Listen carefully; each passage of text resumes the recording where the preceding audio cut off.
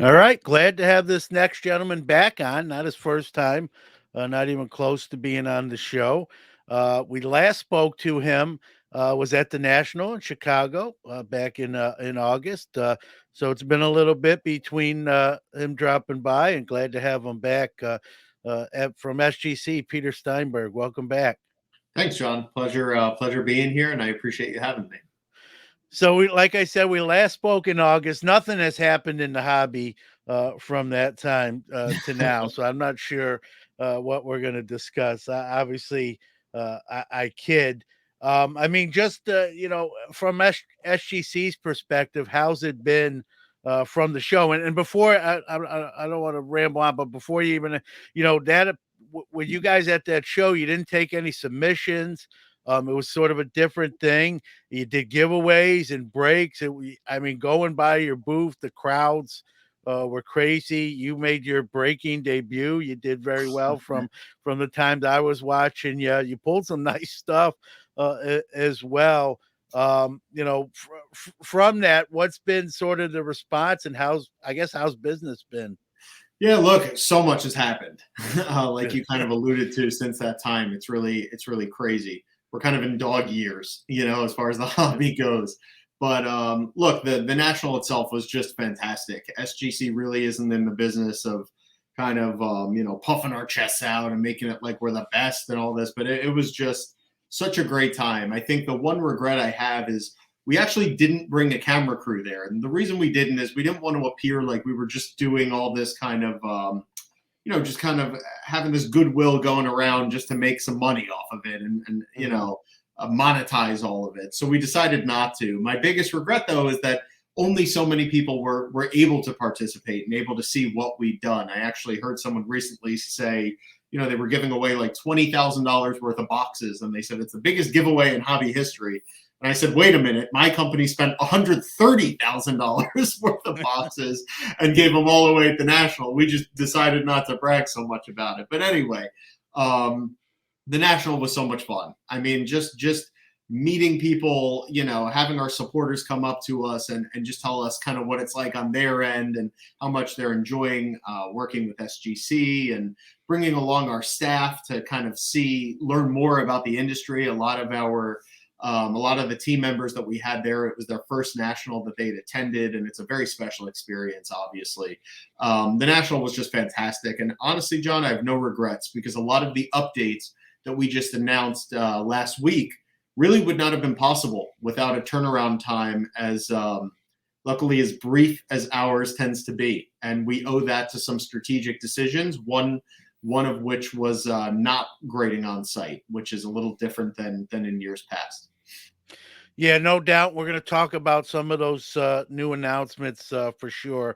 I mean, what do you think of where the hobby's at? We've seen, obviously, Fanatics has got 3 of the 4 major sport licenses.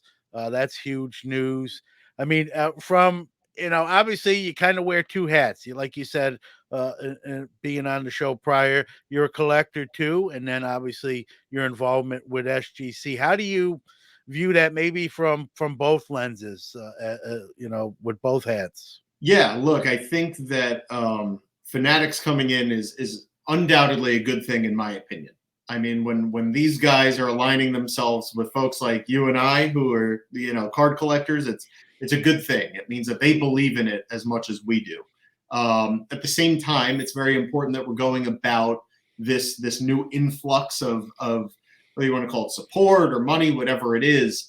We go about it the right way. That is absolutely critical. One thing that Josh Luber, that I've heard him say, which I greatly appreciate, is he said that this is not a revolution, it's merely an evolution. And that's very important because at the end of the day, the hobby wasn't in need of a lifeline before Fanatics decided to come and drop by. Quite the opposite. It was booming, which is why it caught the attention of such a prestigious brand. But I think in general, there's always kind of different paths you can go down. And although we're still not at a point where I think Fanatics is even really working yet, they're really just kind of getting their feet under them. I hope they make the right decisions. And in my opinion, intentions matter. I've learned that at SGC. If you are well intended and you're looking to legitimately kind of further move the hobby forward, it's hard to screw it up. If you mean to do good, you usually will. And on the other side, if you don't really care about the well-being of the hobby or the little guy or the collectors, I think it's very easy to make some mistakes that can be very harmful to all of us. So hopefully, I have to think that their plan is a long-term plan where the health of the hobby is kind of at the forefront of every decision they make. Yeah, some of the early talk coming out when that news broke too, was that they wanted to do grading, like they wanted to kind of do everything in house. And I'm not just saying this because I'm talking to you. I said this on my show without you being on the show. Like Mhm. to me, that's a conflict of interest. I don't want someone grading their own product they're producing. I think that's, for lack of a better term, I mean, I think it's a conflict of interest. I think it's sort of odd to do that. If SGC made cards, I wouldn't want you grading your own production. So that I haven't heard much talk since the early stages about that. I'm guessing they might have got some feedback, like kind of what I said from various sources. And so again, I haven't heard much as of recent. Your thoughts on something to that effect? Yeah, look, I mean, I can only remember I'm here representing one of the grading companies, and there's not one, there's a few of us. So I can only speak to mine. And what I can say is that, it makes a lot of sense why you would say that, which is basically the assumption is that a card will receive favorable treatment if it's coming from you. If the Yeah. person evaluating the card owns the card, it would make sense. There's a reason in our Instagram feed you always have people complaining that we're too tough because we gave their card a 5 rather than a 10. You know, um, However, I will say this: there are a lot of ugly assumptions out there that certainly don't ring true when it comes to my team. Speaking to those comments, John, I have people all the time that assume that the reason that they didn't have as high a gem rate as they're used to on their order must be because their grader woke up on the wrong side of the bed. I don't want to go as far as saying that's insulting because I know it's not made with any kind of malicious intent, but it's almost a little insulting when you take so much pride in getting the grades right in that training process of having a true hobby expert who has decades and decades not of hobby experience but of card grading experience, passing that torch that he or she takes so much pride in to the next grader. Then you beef up your quality assurance department with all of this amazing talent, these experts, just making sure the grades are accurate. To have someone imply that, well, the grader was in a bad mood, it's just not the case. So let me say this: I can totally understand why you'd say, maybe the manufacturer shouldn't be grading their own cards. But I will also say, I don't know what the future is going to hold with these major kind of seismic shifts in the landscape taking place. But that's why I say intentions matter, because I can tell you that if SGC was told to grade a card and it was owned by the President of the United States, I can promise you it would follow the same path, the same scrutiny as any other card. And if you think that we haven't received cards, whether it be from celebrities or really rich guys, it happens on a daily basis. And I can only speak to what happens here, but I know that there is not a single there's really not a factor that I can see changing that, at least about my team, because it's been built with this kind of the integrity of the process is really, once you lose that, you have nothing left. And it's I would argue that we have that as good as anyone, hopefully. Well, it's called, like I said on my show, it's called third party, grading or authentication for a reason, because it's a separate opinion, which is what you really would want. Now, I got to throw myself a little bit under the bus here, Peter, and I'm an honest guy. I think you know that. Yep. You alluded to. I wasn't specifically saying SGC. I just kind of made a general grading. It came up that, hey, this to me, this was a 9. I got an 8. In the discussion, I said, well, sometimes, we all take our work, whether we like to admit it or not. Sometimes we take maybe home life to work and vice versa, take our work life even home. And, I'm not saying you specifically, but I got to believe it's possible that could happen.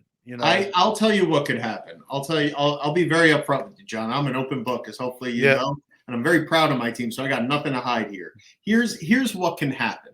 Okay, what can happen is that a card receives a 9.5 from SGC on a Tuesday. We see the same exact card on a Wednesday, and it receives a 10. You know when that would happen, though? When the card is somewhere between that 9.5 and 10. It's a 9.6668. Okay. And the way that those decisions are made, the only thing we could do as kind of the industry really authority in a lot of ways is make sure that the people grading the cards have the proper tools, the proper preparation in order to do so, the proper experience, know-how, the right intentions. And second, the thing to remember when a card is teetering on that back and forth, I always use the term grading is a team sport. And one thing that I've seen, I don't know if it's at other companies or just the public's, maybe it's a misconception, I don't know, but that these people are almost like in these cubicles and there's these quotas. Not at our company. I can't speak to anyone else, but at our company, these guys and girls are gathered around a big room, almost in a semicircle type thing. And the individual sitting next to them is always just an arm's length away because there is a constant dialogue between graders really on, again, that 9.5 going to a 10, or whether it's a 9.5, that kind of thing. So there are certain, I guess you'd say, fallacies of the process itself. One where, theoretically, if we had 50 grades to really get as granular as possible, you could argue, well, that would be a more effective way of evaluating these cards rather than a 1 to 10 scale. It's not feasible, though. And in a lot of ways, the industry was kind of built around card grading being a 1 to 10 process. And part of that means that you may have a card that's somewhere between a 9.5 and 10. The thing that you want to make sure is when you're evaluating that card to decide if it's going to bump up to the 10 or not, you better be consistent the next time it comes in. Meaning when that next card comes in, if it's got that same centering, but a little bit of a dent on the back, you're handling it all the same way, is my point. Consistency is the key of everything, because there are certain things you can't change. You can only kind of do your best. But if you're consistent across the board, you could at least say that everyone is getting the same approach. Everyone is getting the same service, as accurate or flawed as I guess the collectors may deem it to be. Yeah, people got to remember grading is subjective. There's the human element to it. I think you touched on it too, Peter. You generally more than one person will sometimes look at a card if there's any kind of debate at what grade it falls in on too. So to say one guy, not sometimes. There's not a card that leaves our office. I'm very happy to say, John, there's literally zero situations. Like in a lot of ways, I helped build this process, and there's zero chance for a card to leave our facility without it seeing, I could say 2 to be safe, but it's really closer to 3, actually, not just people, but trained experts. Now, their expertise is a little different. It's very rare to have 2 people that know exactly the same amount about cards or have the exact amount of years under their belt grading. But the bottom line is you will not receive a card that was graded by Mike or Steve or Tom or Sarah. It's always a group actually evaluated this card. And that being said, that would eliminate that theory that one person having a rough morning before they got to work is going to penalize someone's card. So, but I wanted to be transparent that I have said it, not necessarily at SGC, just in general statement. And I don't know what everyone else does, but I'm glad that's not the case with how you guys operate. So now, hobby wise, we've seen, there's been a cooling off. There's all different terminology for it. Correction. I've heard some people call it a crash.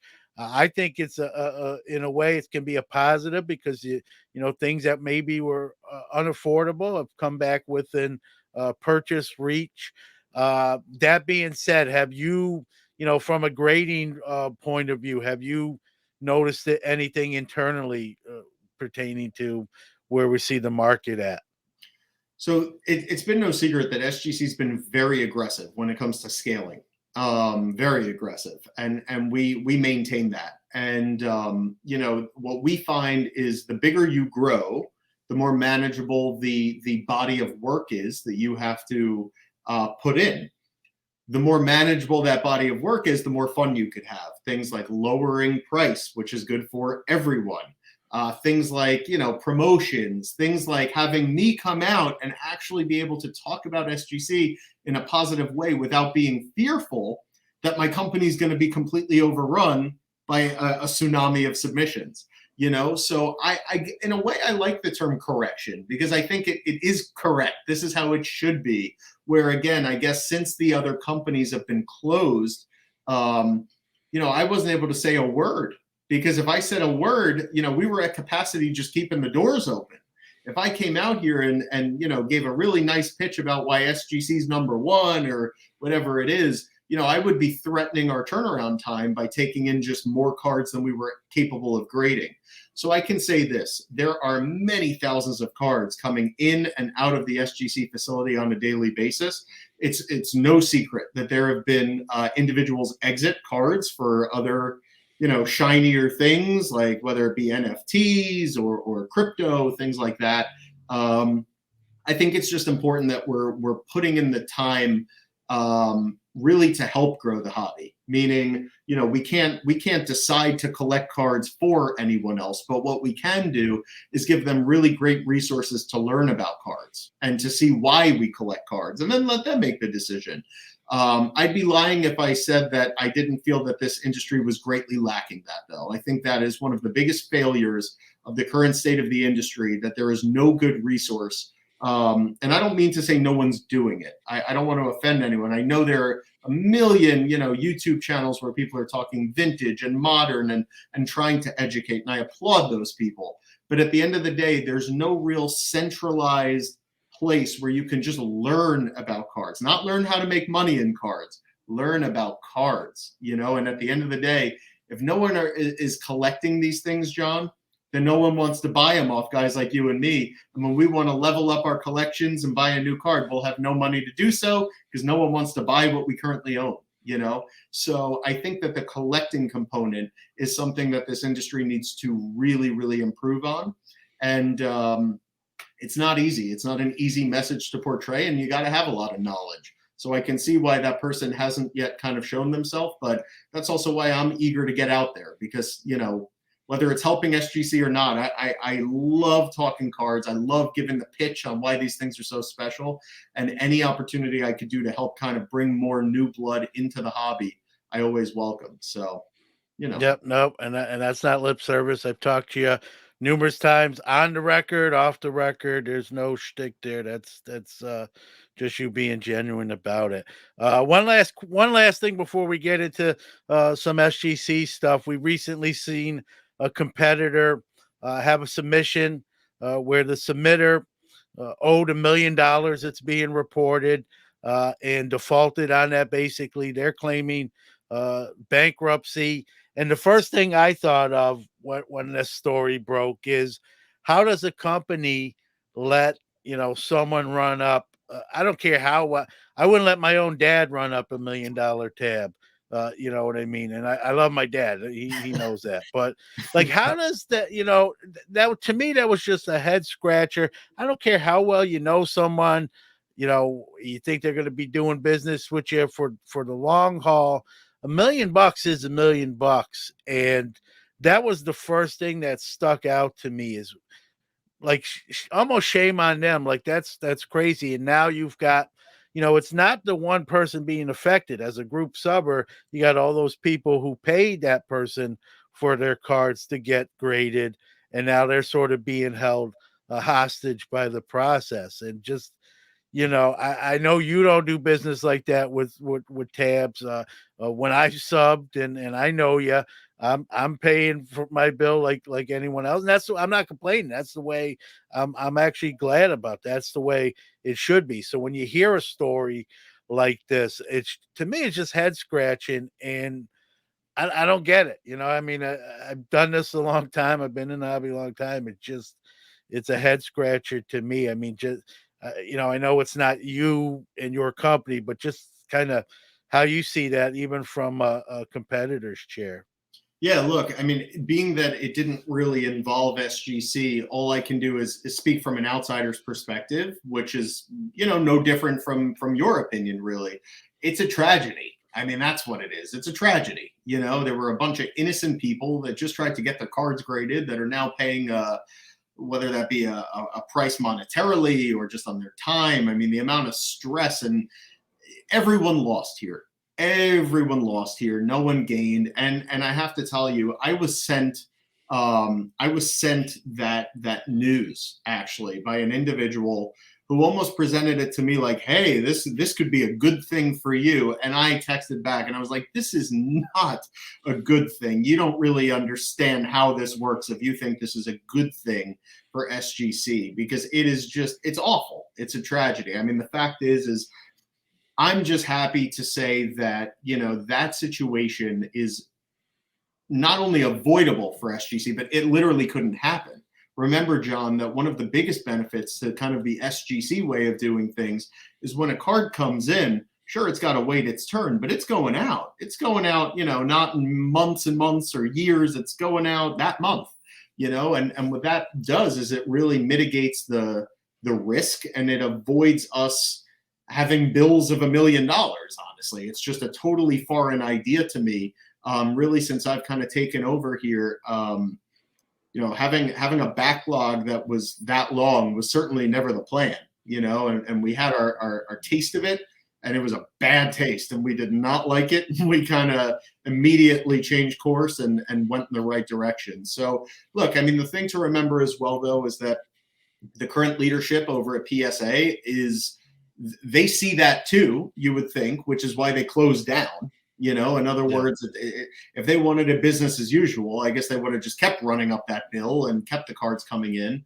I can't really speak to, the leadership at PSA, besides the fact that it's pretty obvious from the outside looking in that they actually agree with us, or why would they be closing down and not taking submissions and things like that. So, the bottom line is when the hobby gets hurt, it hurts SGC. When the hobby grows, it helps SGC. And in this case, just bad news all around. And I don't know what to say. It's almost like I wish we could help, but unfortunately, it's just a bad situation. Well, it's funny you mentioned that. I'm going to piggyback off that. I just had Mike Moynihan on the show actually last week, and we talked about this, what happened. And we're both fans of SGC. Truth be told, Mike, and I told him I would probably be talking to you soon. And he mentioned, just out loud, it's on the show, like maybe you guys can even extend an olive branch to those who maybe didn't get their cards graded because of what happened. They get their cards back, ungraded. It's an opportunity for SGC maybe to give them sort of maybe a discount or some kind of a break. It would be he described as good PR and good for the hobby. Is that something I mean, I don't know how much you can say, but is that something you think about? John, I'm the one who runs SGC, man. I'm just a dude like you, my friend. I want to do right as bad as anyone. And I can tell you the only thing I could point to that kind of mirrors the situation is to a much, much, much smaller scale. This is going back a year or two now, but we did have a group submitter who doesn't submit anymore. But long story short, just it went haywire. We just offered free grading to everyone. That's what we did. It wasn't a matter of we didn't overcomplicate it. We didn't care. We just wanted to offer free grading to the people that were negatively affected and move on and fix the issue.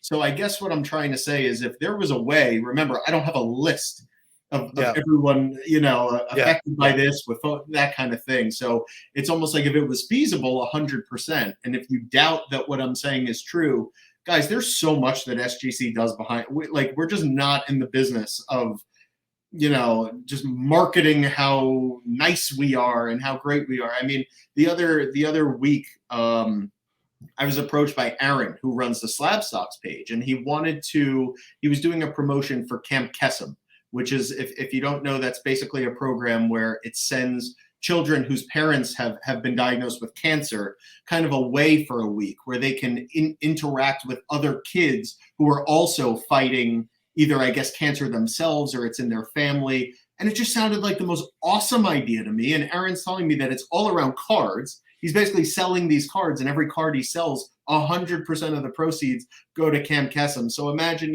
he comes to me and he prefaces it with, Pete, don't feel obligated, don't feel pressured. I said, Aaron, what are you looking for? I think he said, Pete, would SGC be willing to donate $2,500 and some free grades? I said, Aaron, we'll do $5,000 and some free grades. I want to be clear to everyone. I say this a lot. There's enough money here, guys. There just is. The grading fees are high. I know that. And I'm able to feed our staff and everyone very, very well because of all of your support. But don't think for a second that this is a company that has to eke out every last penny from all of you. We are doing A-okay. We wouldn't be here without you. And my point is, speaking to the Marks card situation, if there's a way we can make this hobby better, we want to, or we wouldn't have thrown away $130,000 last year at the National just to put smiles on a few kids' faces and collectors' faces. It's just what we do. We're going to be here for a long time doing it, if I have anything to say about it. And I want everyone to know as well, the reason I prefaced it by saying I'm just a guy, because it's easy, John, because there's a lot of money in this, my friend. We're blessed for it to be easy for us to make a difference. And that's what we want to do. We want to move prices down in the right direction. We want to be the heroes of the hobby. It's what makes me really happy. I was a kid who was obsessive with his card collection. All I wanted to do was go to the card shop every day of the week, all weekend long. I didn't spend $1 on anything else except my cards and my autograph collection. And to be in this position is just stupid for me. It is beyond a dream come true. I pinch myself every day. And when I see bad things happening like that, I want to help turn them into positive so badly that at times it almost hurts SGC. Yeah. So my point is unfortunately on that one, I think PSA's got that list of people. I do not. And this one I can't really help, but just so anyone out there knows how SGC is run and that kind of thing, that's how.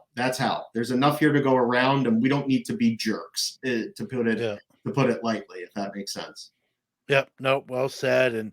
And I know you guys yourself and SGC have always been very charitable, and that's refreshing and important, just the same. So you announced recently some changes, some positive ones, different submission levels, quicker turnaround time.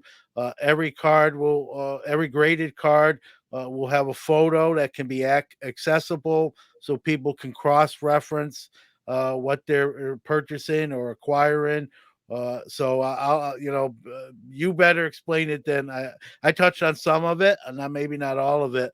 Let everyone out there know what's going on at SGC with some of those changes. Sure. Like you mentioned, we it's been no secret that SGC's done a pretty good job of getting the cards in and getting them back. And not an ounce of quality has been sacrificed with that uptick in speed, I guess you'd say.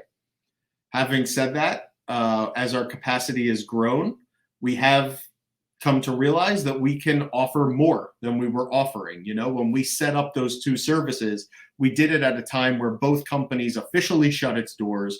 COVID was still, kind of running rampant, and there were so many new collectors coming to the hobby every day, just wanting to make a quick flip. And my point is we had realized very quickly back then that we didn't have the capability of having 4 services. It just wouldn't work with the almost uncontrollable inflow that was coming. As things started to settle down in the hobby, and I was able to not only hire, but also we recently just got an additional 6,000 square feet of space and more equipment. It became very obvious that now was the time to offer more. So we basically have offered a 10-day service along with a 5-day service. As I said, as you said, we're now offering front and back high resolution images of every single card that we grade, regardless of value. That's a big security feature. It basically stops holder tampering pretty much altogether. Now, unfortunately, I wish these changes were made 20 years ago when this company was founded. Unfortunately, they were not. So our data is going back about a year and a half. But moving forward, all cards graded by SGC will have high resolution images made available to the public on our website. So if you're ever interested in buying a card, you could be sure to verify that holder's authenticity by visiting the GoSGC.com website.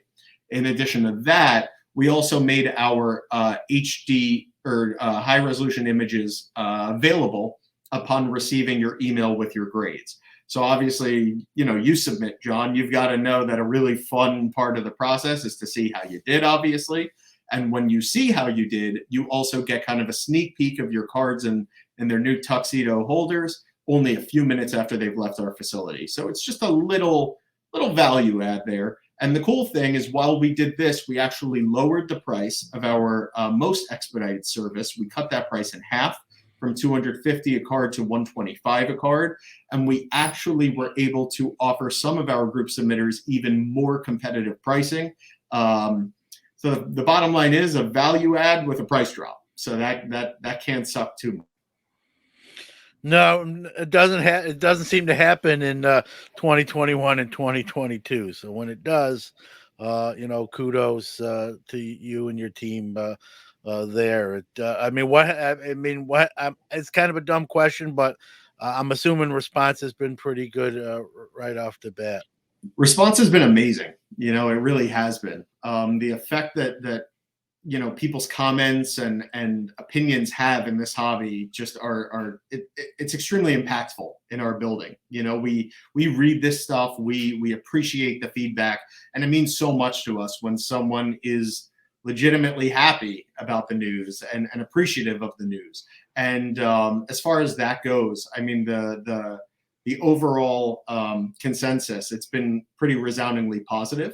I purposely prefaced in the video, though, a lot of people, every collector has kind of different wants and needs in the hobby, and it's impossible to hit everyone at once, And I wanted everyone to realize that we happen to choose these few things to work on and kind of innovate. But we're not in the business of gloating like we're the heroes by any means. I mean, there's a lot more work to be done.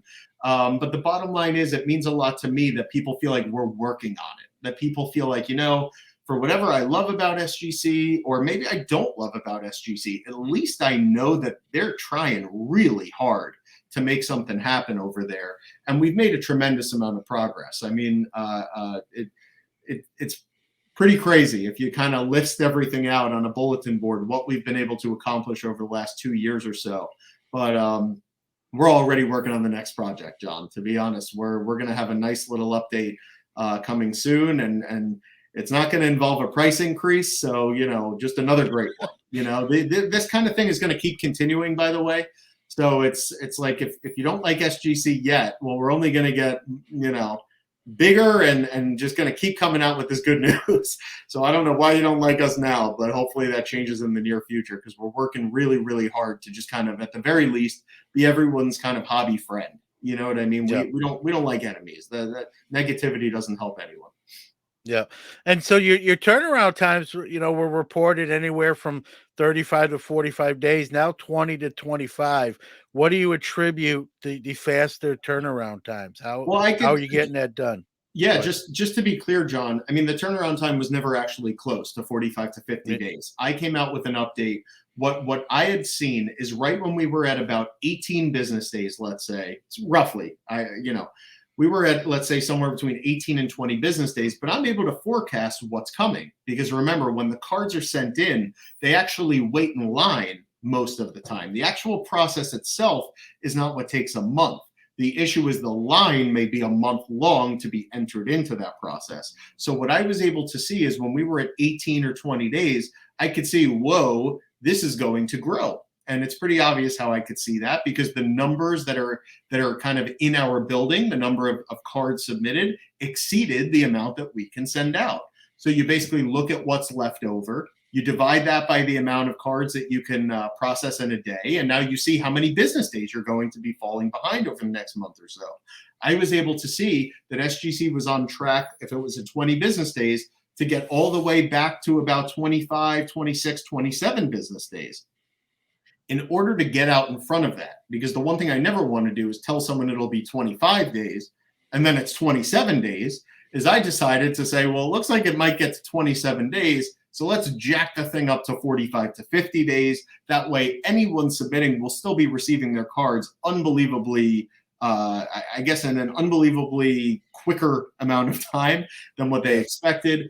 My point is, it's basically a big fat under promise and over deliver type approach. I was just gonna use that term. So you took the words right out of my mouth. Right. And that's always a good thing. And I think people, I know I appreciate that when that occurs. So I think, like most people, I think they do the same. So we talked a little bit about last year's national and what you guys did there. The national's coming, we're one day closer each day here, Atlantic City this year. Do you know kind of going in what your plans are? Or are they still sort of on the table? Yeah, look, I think the way that I kind of the decision making that I have to run through in my head, the way that I'll come to the decision, I guess, is I'm going to see what I believe our audience wants the most. And that could be a bunch of free cards and kind of a carnival atmosphere and a lot of fun. Or it could just be your traditional, look, man, I just traveled 8 hours to get to the national. I want a grade on site, man. I don't have access to that. That's what I want. And I think the first thing that I need to do is get a really good gauge, or at least as good a gauge as I can, on which of those two our community would prefer. Once I've figured that out, I basically have to play that against what our capabilities are. Because a common kind of misconception of the public is that we just have these endless resources to go to the show, grade on site, catch up at home. I wish that was the case, but there are only so many members of our team. Not everyone is a card expert that could be a grader and that kind of thing. So what we need to do is see what we're capable of, because the one thing that we really don't want to do is hurt the actual service in the name of attending a show, even if it is the national, just remember, there's roughly there's about a year minus a week of normal card grading, and then there's a week at the national. And we certainly don't look back with regret that we didn't grade on site, but at the same time, we want to also make sure that we are really just putting everything we have behind it. Meaning, if we can go and grade on site, I think we'd really like to. So still up in the air, but we're well intended. Like I said, we just want to make the right move for everyone. Well, I think it shows you're being proactive. You're weighing out. We're still, as close as we're getting. We're still 6 months away too. So a lot can happen between now and then. So we'll see. Right. Yeah. Look, I'm sure a lot will happen between now and then. We've seen that for sure. But look, the one thing I can say is, regardless of what our presence at the national will be, you will certainly be able to come say hi to the team, meet the team. I can promise you'll see that all of us are just really good people. That's what our team is made up of. Good people that love this hobby. And I can just promise everyone that no matter what we choose to do, we will sure as heck be doing everything we can to bring them a really good national from SGC. Yeah, and I'll speak some accolades here for last year not taking submissions. You had some of the largest crowds. You could hear you. I wouldn't even be near your booth, and I could hear people cheering or rah rah, and people, like you said, $130,000 worth of product, no questions asked, was given out as prizes. If anyone complains about that, I don't know what to tell you, but even if that's the direction you go, it's 1 week, you know what I mean? So you can sub, as someone who likes to sub cards myself, what's 1 week in the grand scheme of things, and you put on a good show, You give back to the hobby community. I think that's a good thing. I don't if that's the direction you go again. I don't think there's anything wrong with that. So Yeah, we'll see. And that's what almost makes it hard. You know, there is no if there was a sure this is the best option, this is the best answer, I think that I'd already have been decided on that and working towards making it a success. It's just tough because I think that there is a fair amount of people that probably would love to get cards graded on site, but I think there's also a lot of people who probably attended last national and would love to be able to attend a similar one as far as SGC is concerned. So we'll see. But regardless, the national is just awesome, man. It's a great time, and I love it. yeah, for me, it's driving distance now, so that's always a plus coming from New York to New Jersey. So I'll be looking forward to that. I won't have to fly. I'll be able to bring maybe pack more stuff than I usually do because I'm not going on a plane. So, There and you go. obviously, I look forward to seeing you guys there as always. So I appreciate you, Peter, making some time sharing some of your thoughts and insight, not just on SGC but the hobby as well. You've always been very honest and, like you said, transparent.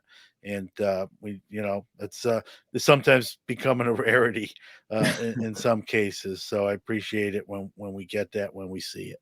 I greatly appreciate you, John. I mean, really likewise, just a sincere hobby guy. And I can kind of recognize that when I see it, and I appreciate it as well, as does, I'm sure, your audience. And it's always a pleasure coming on here, and I'm happy to do so anytime, man. Thanks again. Yeah, we'll do it. I have a feeling we'll do it again. So hey, continued success, and we'll see you soon. Thanks a lot, John. I'll talk to you later.